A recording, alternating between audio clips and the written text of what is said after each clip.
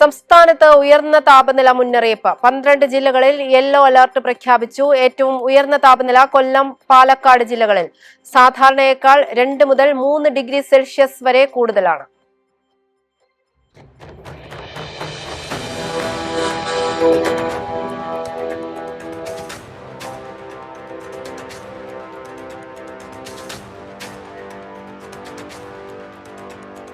തെരഞ്ഞെടുപ്പ് ചൂടും വേനൽ ചൂടും കടുക്കുമ്പോൾ കരുതിയിരിക്കുന്നതിനേക്കാൾ അപകടകാരിയാണ് കത്തിക്കയറുന്ന വേനൽ.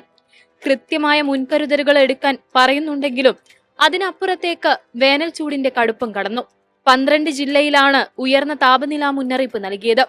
കൊല്ലം, പാലക്കാട്, കോട്ടയം ജില്ലകളിൽ 38 ഡിഗ്രി സെൽഷ്യസ് വരെ താപനില ഉയരുമെന്നാണ് മുന്നറിയിപ്പ്.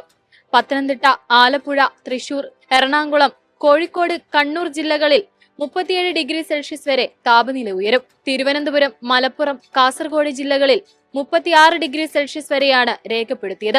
സംസ്ഥാനത്ത് താപനില ഇനിയും ഉയരുമെന്ന് കേന്ദ്ര കാലാവസ്ഥാ വകുപ്പ്.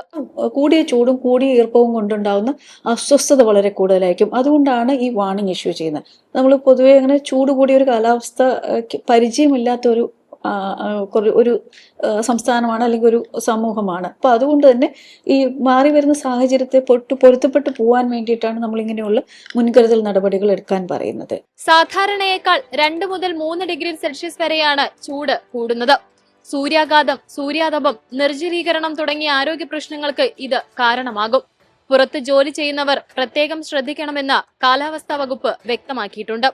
ആകെയുള്ള ആശ്വാസം മലയോര പ്രദേശങ്ങളിൽ അന്തരീക്ഷ താപനില കുറവായിരിക്കുമെന്നതാണ്.